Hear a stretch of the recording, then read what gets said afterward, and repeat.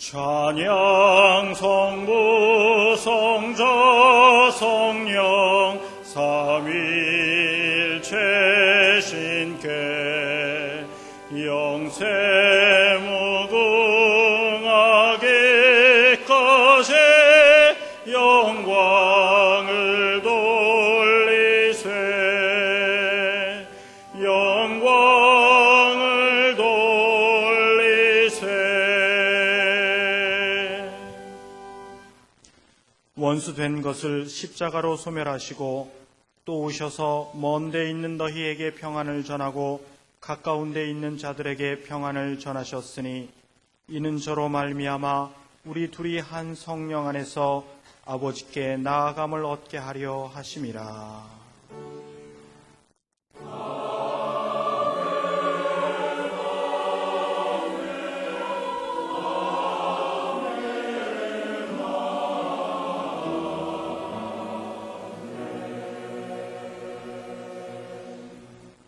이 시간 하나님께서 우리에게 주시는 구약의 말씀은 예레미야 6장 16절에서부터 18절까지 말씀입니다. 제가 가진 성경으로 1060쪽입니다. 여호와께서 이같이 말씀하시되 너희는 길에 서서 보며 옛적 길 곧 선한 길이 어디인지 알아보고 그리로 행하라. 너희 심령이 평강을 얻으리라 하나 그들의 대답이 우리는 그리로 행치 않겠노라 하였으며 내가 또 너희 위에 파수꾼을 세웠으니 나팔 소리를 들으라 하나 그들의 대답이 우리는 듣지 않겠노라 하였도다. 그러므로 너희 열방아 들으라 회중아 그들의 당할 일을 알라. 아멘.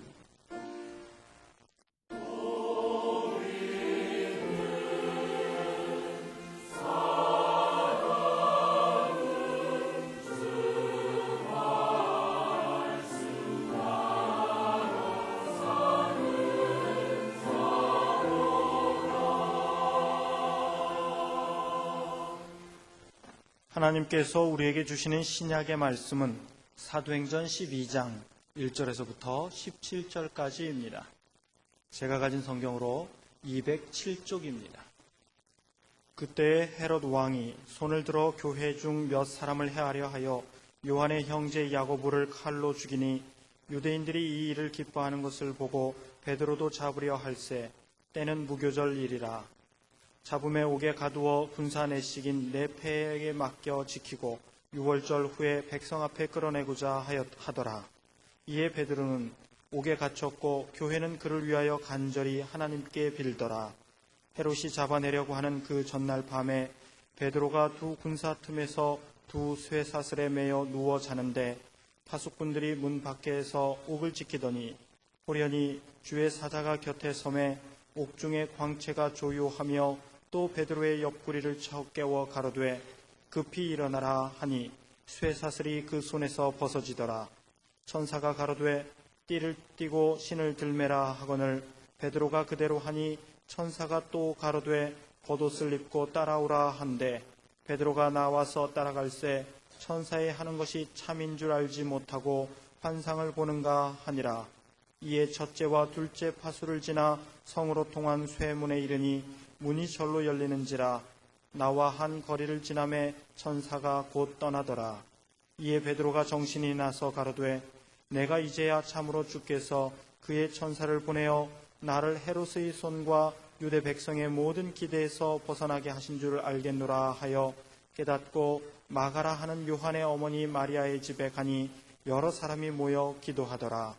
베드로가 대문을 두드린데 로데라 하는 계집아이가 영접하러 나왔다가 베드로의 음성인 줄 알고 기뻐하여 문을 미처 열지 못하고 달려들어가 말하되 베드로가 대문 밖에 섰더라 하니 저희가 말하되 내가 미쳤다 하나 계집아이는 힘써 말하되 참말이라 하니 저희가 말하되 그러면 그의 천사라 하더라.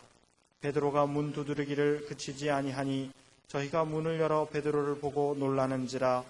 베드로가 저희에게 손짓하여 종용하게 하고 주께서 자기를 이끌어 옥에서 나오게 하던 일을 말하고 또 야고보와 형제들에게 이 말을 전하라 하고 떠나 다른 곳으로 가니라.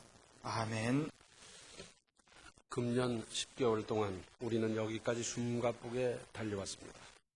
이렇게 지금의 이 빠르기로 계속 달리기만 하면 되겠습니까? 아닙니다. 오늘의 구약 본문 16절 말씀을 개정판으로 보면 나 주가 말한다. 나는 너희에게 일렀다. 가던 길을 멈추어서 살펴보고 옛 길이 어딘지 가장 좋은 길이 어딘지 물어보고 그 길로 가라고 하였다. 그러면 너희의 영혼이 평안히 쉴 곳을 찾을 것이라고 하였다. 그런데도 너희는 여전히 그 길로는 가지 않겠다고 하였다. 이 내용을 자세히 살펴보면 이러한 전제가 있음을 알 수 있습니다. 하나님께서 제시하신 길로 순종하며 가기만 하면 되지만 이리 핑계 저리 핑계 그리고 이해가 안 되고 그러기 때문에 그렇다면 하면서 지금 16절이 시작되는 거나 마찬가지입니다. 가던 길을 멈추어서 그랬습니다. 인생이나 신앙은 내리닫기만 하면 되는 게 아닙니다. 음악에는 반드시 쉼표가 있습니다. 어느 나라의 어떤 음악이든지 공통입니다. 짧게 쉬기도 하고 길게 쉬기도 합니다. 성악을 하면서 호흡 때문에 그럴 수도 있지만 기악에서도 필요합니다. 그 쉼표가 음악을 살려내는데 얼마나 크게 기여하고 있습니까? 바빠도 급해도 그럴수록 잠시 또는 상당히 쉬어야 하는 대목입니다. 지난 10달을 달려왔습니까? 연말을 2달 앞두고 이쯤에서 숨 고르기를 하면서 쉬어보십시다. 멈춰야 합니다. 그 방법, 그 속도, 그 형식을 잠시 멈추어 보십시오. 그리고 살펴보고 했습니다. 여기에서 주변을 둘러보고 지난 10달도 평가해보고 여러 면으로 생각하면서 깊이 기도할 일입니다. 그러니까 관찰이 필요하다 하는 것입니다. 살펴보고 또 살펴보아야 합니다. 돌다리도 두드려보고 건너라는 속담은 무슨 뜻입니까? 그렇게 튼튼하고도 완벽해 보이는 바위도 풍화작용을 하고 있지 않습니까? 이것은 안전의식의 문제이기도 하지만 꼭 다리만을 두고 생겨난 말이겠습니까? 아닙니다. 틀림없이 완벽해 보여도 안전을 다시 점검해보고 더 깊이 살펴보아야 하는 부분이 있다는 뜻 아니겠습니까? 사람이 하는 일에 완벽이 어디 있습니까? 살피고 또 살펴야 합니다. 그러면서 옛 길이 어딘지 했습니다. 사람이 시대에 따라서 이동하며 살다 보니까 옛날에 있었던 길이 잡초나 모래바람에 묻혀 버릴 수 있는 것을 두고 하신 말씀입니다. 오래전부터 사람들이 많이 다녀서 다져지고 만들어진 길이 안전하고 빠르고 걷기 좋은 법입니다. 그리로 길이 생겨난 이유가 틀림없이 있는 법이지. 그러니까 그 전에 사용했던 방법이나 도구, 쌓아온 경험, 먼저 한 사람들의 연구 실적을 파헤쳐서 찾아야 합니다. 온고의 지신이란 말은 바로 이런 경우를 두고 한 말 아니겠어요? 그래서 옛 것을 깊이 통찰하고 그리고 그것을 오늘날 새롭게 적용한다. 노인의 경험에서 우러난 지혜가 얼마나 고귀한 것인지, 선인들의 경험이 얼마나 귀중한 것인지 아십니까? 놓쳐서는 안 되죠. 그리고 가장 좋은 길이 어딘지 했습니다. 이러한 바탕에서 혹 새로 생긴 길, 새로 생긴 방법, 새로 나타난 도구가 있는지 알아볼 것이고, 그런데 그 중에 중요한 것은 물어보고 하는 겁니다. 누구에게 물어야 합니까? 인생 선배나 어른, 선생님, 그리고 그 방면의 전문가에게 물어볼 일이고, 그런가 하면 평범한 이웃 사람들에게도 물어볼 필요가 있고요. 경우에 따라서는 전혀 비전문가에게도 물어볼 필요가 있습니다. 물어서 찾고, 물어서 얻고, 물어서 배우고 할 일입니다. 특별히 신앙은 지도자의 지도를 따라 신앙생활 하면서 성장해 가는 거죠. 그러면서 여기 한 가지가 생략되었습니다. 기도입니다. 무엇보다 완전하신 하나님의 지혜를 구해야 합니다. 이보다 더한 것은 있을 수가 없습니다. 부족한 인간이 완전한 주님의 지혜를 공급받아서 살아간다면 이보다 더 좋은 일이 어디 있습니까? 사람의 지혜는 언제나 부족한 점이 있지만 하나님의 지혜는 언제나 완전하십니다. 그리고 나서 그 길로 가라 하셨습니다. 결론이 나면 바로 그 길로 가고 그 방법을 사용하라 하는 것입니다. 그 도구를 활용하라는 말씀입니다. 그런데 하나님께서 이렇게 친절하게 말씀해 주시는데도 반응은 안 가겠다 하는 겁니다. 자고로 멸망으로 인도하는 문은 크고 그 길이 넓어 그리로 들어가는 자가 많은 법입니다. 인생은 다수결로 사는 게 아닙니다. 많은 사람이 그리로 가니까 나도 가도 괜찮겠다. 그런다고 죽는 길을 나도 가겠습니까? 다수결로 내 인생을 결정하겠습니까? 그럴 수가 없습니다. 또 오늘의 신약 본문은 어떻습니까? 초대교회 쪽에 야고보가 순교를 당하고 그러면서 핍박이 얼마나 심하게 오는지 이루 말할 수가 없습니다. 그러다가 베드로를 옥에 가두고 그 사람들도 생각을 좀 했던 모양이에요. 4명을 한 조로 해서 4조가 베드로를 지키고 거기다가 군인 2사람이 양쪽에서 착고를 함께 차면서 잠을 잤으니까 이 기적이 일어날 걸 그들도 생각을 했던지 좌우한 그러면서 베드로를 지켰는데 한밤중에 천사가 나타나서 그 착고를 풀어버리고 베드로를 인도하고 그리고는 밖에 나와서 보니까 이게 꿈이 아니구나 그때서야 알았는데 베드로를 위해서 열심히 기도하던 마가 요한의 집에 있었던 사람들 거기를 찾아가서 문을 좀 열어달라고 했더니 밤중에 이게 웬일입니까? 주인은 나와 보지도 않고 계집종이 나와 보고 아이고 이거 베드로의 음성입니다 했더니 아이고 내가 미쳤구나. 아닙니다. 베드로의 음성이 틀림없습니다. 그랬더니 이거 베드로를 지키는 천사겠지. 웃고 말아요. 그런데 계속 두드려서 나가봤더니 베드로가 살아 돌아왔습니다. 얼마나 반갑고 기쁜 일입니까? 하나님은 1000가지 만 가지 방법을 사용하실 수 있습니다. 사람이 상상도 못하는 방법을 얼마든지 쓰실 수 있습니다. 왜냐하면 하나님은 전능하신 분이기 때문에. 사실은 베드로마저도 어리둥절해서 이게 꿈인가. 그리고 밖에 나와서야 그리고 천사가 떠나고 난 다음에서야 이게 현실이구나 알았어요. 그런데 이렇게 생생한 베드로의 기사를 읽고 은혜 받은 우리는 같은 어리석음을 범하면 안 됩니다. 초대교회 당시 그들은 몰라서 그랬지만 이런 체험이 없었지만 이런 기록도 없었지만 우리는 이렇게도 하시는 하나님의 손길을 알고 있기 때문입니다. 미쳤다고 쉽게 생각하기보다는 알아보기부터 하십시다. 하나님의 뜻인지 아닌지 어떻게 하면 하나님께서 기뻐하실지 사업을 위해서는 그렇게도 꼼꼼히 따져보고 알아보면서 나의 생사화복을 쥐고 계신 전능하신 하나님의 뜻을 알아보려는 일에는 어쩌면 그렇게도 소홀하십니까? 사실은 나의 사업도 당연히 하나님의 장중에 있지 않습니까? 그래서 그 하나님과 먼저 여쭤보고 하나님의 뜻을 헤아려보고 그래야 제대로 되는 건데 언제든지 인생을 거꾸로 산다니까요. 믿음이 있다 그러면서도 거꾸로 살아서 문제고 그래서 늘 비능률이고 그러지 않습니까? 잘 나가고 있을 때 형통할 때도 하나님의 뜻을 알아보십시다. 잘 되어가다 보니까 좋아하고 기뻐하고 즐거워하고 들떠있기 쉬운데 그런 때일수록 위기의식을 가져야 한다지 않습니까? 지금 잘 되고 있는데 그 다음은 뭐냐? 1년 후는 3년 후는 10년 후는 뭘 먹고 살 거냐? 이거 생각하면서 지금부터 계획하고 준비하고 투자하고 해놔야 그 다음에 이어진다. 그 말 아니겠어요? 지금 좋다고 허허거리고 지나다가 3년 후에 쫄딱 망하고 3년 후에 길이 없고 길이 막혀버리고 그런 사람들을 우리는 얼마든지 보고 있지 않습니까? 잘 안 되고 있을 때 괴로울 때는 더욱 하나님의 뜻을 깊이 알아보십시다. 어디서부터 꼬이기 시작했고 원인이 무엇이며 앞으로 어떻게 풀어가야 할지 알아보십시다. 그러기 위해서 가던 길을 멈추고 살펴보고 옛 길이 어딘지 가장 좋은 길이 무엇이며 또 물어보고 기도하며 결론을 얻게 되면 다시 일떠서서 가면 됩니다. 그때부터 가면 돼요. 그것이 하나님의 뜻입니다. 제 마음대로 아무렇게나 잘 나가니까 빨리 가면 되니까 그렇게 사는 게 아니다. 그 말이에요. 우리는 흔히 어떤 작은 부분만 보고 전체를 단정하는 경향이 있습니다. 하나를 보면 열을 안다. 아닙니다. 하나 보고 열 몰라요. 한 가지가 좋으면 그 사람은 천사인 줄 아는데 단점이 얼마든지 있을 수 있고요.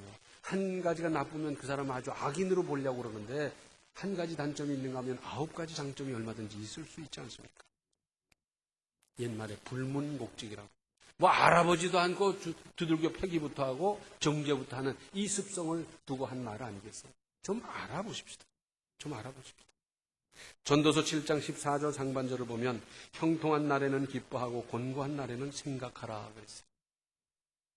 형통할 때 기뻐할 일이고요. 또 곤고할 때는 여기 생각하라 그랬는데 이 생각하라는 말씀의 뜻은 여러 가지입니다. 깊이 살펴보고 분석하고 따져보고 전후좌우로 알아보고 여러 가지 깊이 생각할 것을 말씀하는데, 그런데 하나님께서는 이렇게 친절하게 말씀해 주셨는데도 이들은 어쩌면 이렇게도 하나님의 말씀을 듣지 않았겠습니까? 이상할 정도로 안 듣는 거죠.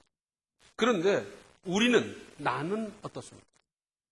하나님께서 친절하게 가르쳐 주셨는데 나는 꼬박꼬박 순종하고 있습니까?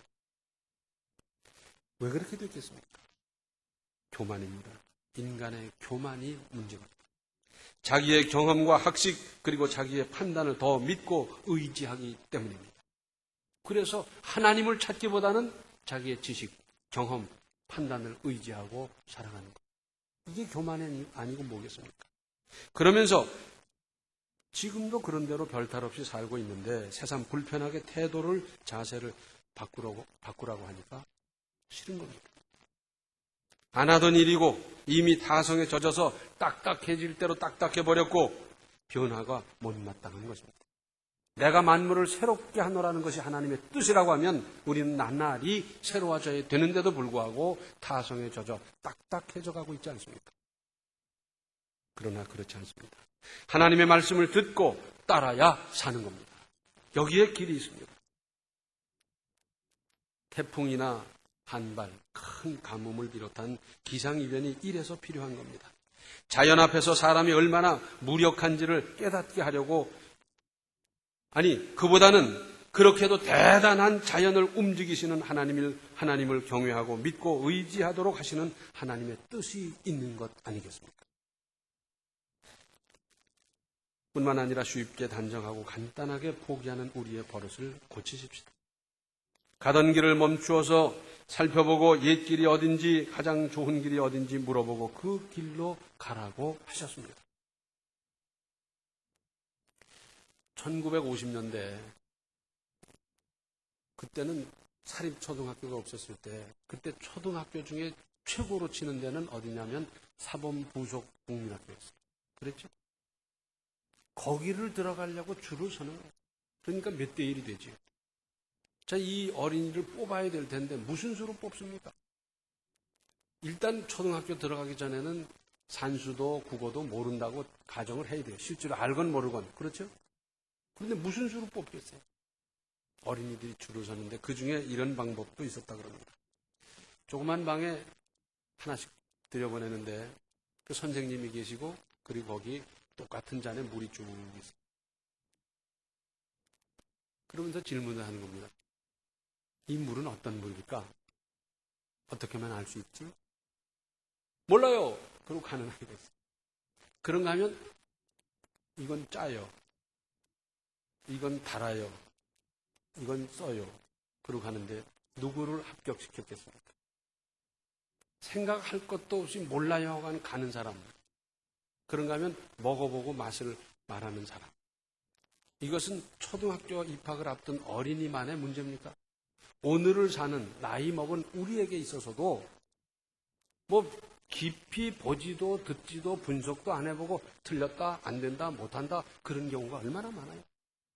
조금만 생각해보고 조금만 기도해보고 조금만 분석해보면 충분히 알 수 있고 길이 보이고 방법이 있는데 안 돼, 틀려서 못해 그러면서 포기하는 경우가 얼마나 많습니까? 영국 사람 힐러리라는 사람이 있었는데 아주 새파란 청년이에요. 이 사람이 1943년에 아무도 안 해보던 일인데 에베레스트 산을 정복하겠다. 주변 사람이 웃었어요.